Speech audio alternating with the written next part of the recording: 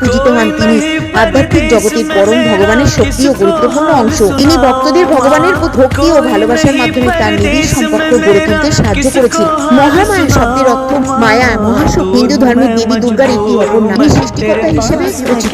দর্শন অনুসারে তিনি হলেন সেই শক্তি যা শক্তি থেকে ব্রহ্মা, বিষ্ণু, শিবের সৃষ্টি, পালন, সংস্কার কার্য সম্পন্ন। মহামায়া হলেন আশাদরিক শক্তি, জাগতিক মায়া সৃষ্টি করে মহাবিশ্ব অস্তিত্বশীল করে তোলে। শাক্ত বিশ্বাস অনুসারে দেবী দুর্গা স্বয়ং আদ্যশক্তি মহামায়া, যা থেকে ব্রহ্মার সৃষ্টি, বিষ্ণুর পালক, শিবের সহায়ক। এই শব্দটি প্রায়শ দেবী দুর্গার সাথে যুক্ত। এটি হলেন বিশেষ নাম। বৌদ্ধ কিংবদন্তি অনুসারে মহামায়া হলেন রাজা শুদ্ধনন্দের স্ত্রী ও গৌতম বুদ্ধের মা। আদিশক্তির মন্ত্র হলো ওম। আদিশক্তি, আদিশক্তি, আদিশক্তি নমো নমঃ।